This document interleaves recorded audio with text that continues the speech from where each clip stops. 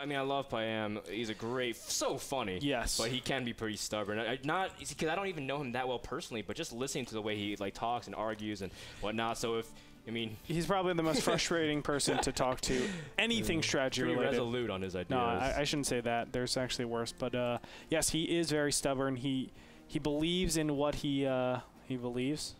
Okay. Well, I would hope the person believes. Yeah. Well, he's not. That's usually how beliefs work. I shouldn't even say that. But I was going to say he's not willing to change, but he has changed his ways sometimes. That's true. I mean, he doesn't. I mean, TT1's not a one-baser anymore. He's capable of playing 2-base, 3-base, or even just straight up macro. Well, I think he only one-base back in the days when Steps of War was in map pool. I think his one-base days were very limited, actually. Were they? I think so, but. Well, that was a long time. That was a dark time.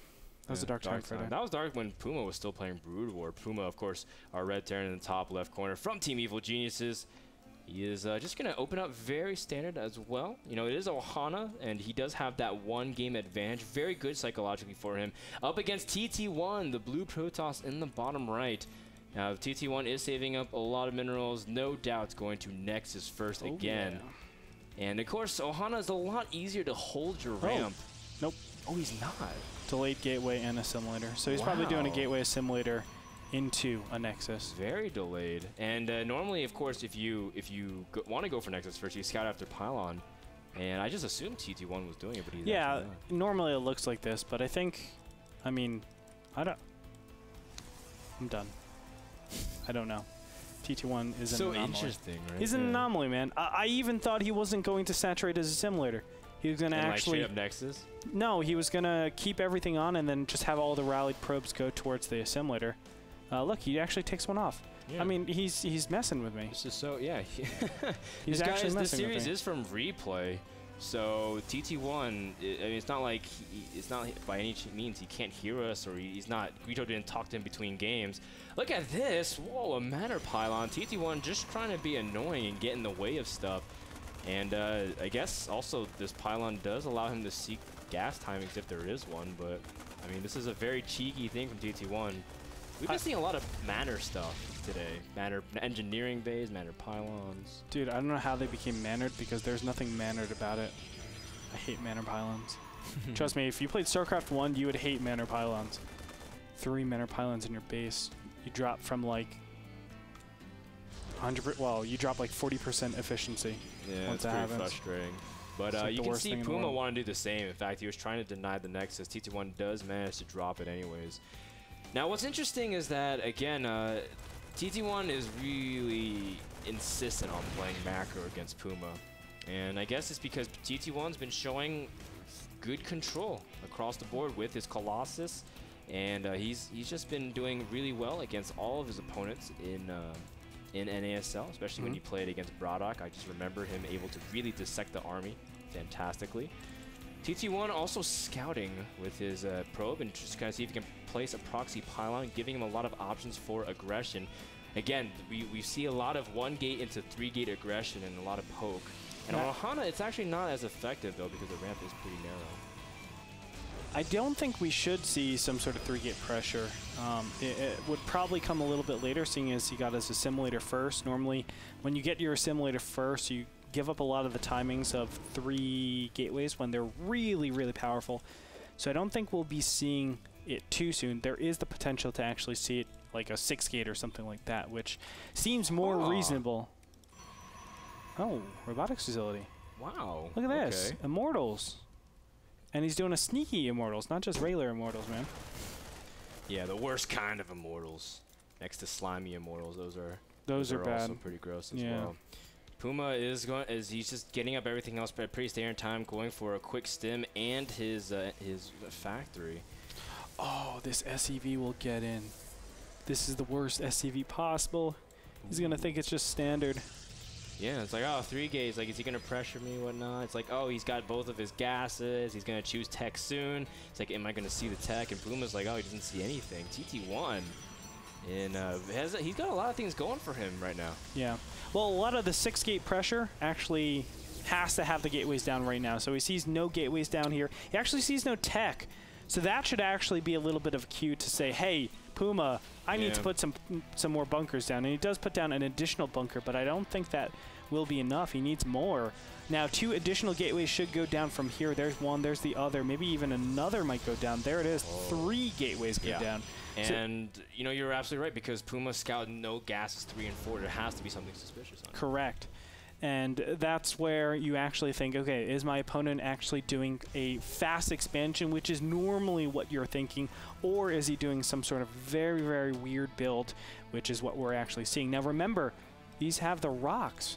Yeah, and look at the bunker. Yeah, actually laddering, you were telling me. Thank you, Frodan. The rocks provide a huge weak point in Ohana, especially with an Immortal. You're able to really take it out quickly with that DPS. Immortals against armored objects or units are one of the highest DPS in the entire game. And if you're not in position, you can just straight up die as Terran. Especially with force fields, you can use that bunker to command center distance as a force field boundary, and then really get a concave based off it. So pretty funky things can happen depending on how TT1 chooses the posture. But looks like he might try to just go straight up to the ramp. That's kind of suspicious. I obviously would say the other way would be a lot better. Even though your opponent can prepare a little bit more, these bunkers are nowhere near as relevant. That factory might scout the pylon, but again, PuMa's still pretty unaware of this. Oh, and I think he's about to see it. Here we go, Frodan. And the SCVs are not pulled in. There they finally are, but the first bunker goes down immediately. There the force fields actually pop up finally, but the Immortal is actually being targeted down very fast. The Zealots are not engaging. There's only 2 Zealots out of the 8 that were fighting. Man. And there was such an opportunity for TT1 to really capitalize. PuMa did lose a lot of SCVs, but PuMa does have Stim and Medivacs out, and that's going to make it that much harder. TT1 did kill a significant amount of workers, though. 18 have been dropped here. But still, I mean, the medevac count has stabilized, and you can see he has 2. Yes, it might not seem like a lot, but as soon as another 2 are added, it becomes very difficult to actually stop this force. You need to basically say, I need to kill all the Marines Marauders or not engage at all, because any engagement from here on out, he's just going to stim, do a ton of damage, and if he backs off, he's just going to heal up, and it's new units against non-new units.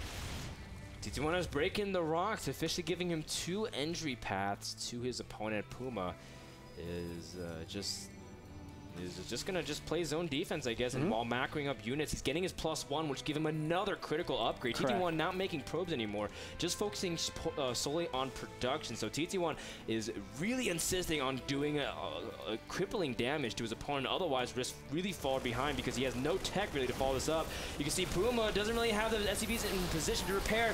Pretty decent force fields, but a lot of units are trapped from behind. The Zealots can't engage, so that while the Immortals are safe, the Zealots really have no role into it. The follow-up force fields will be key. If TT1 has any, no, he actually has no energy left. And this is looking very good for PuMa, and all of a sudden it looks like PuMa will hold. Yeah, and this is going to be it. Frodan, there it is. GG gets called out. TT1 will fall, and PuMa will go on to being 7-0 in the North American Star League. Absolutely fantastic. He is the first place player in all of NASL. Well, he still has 1 more series against Night End.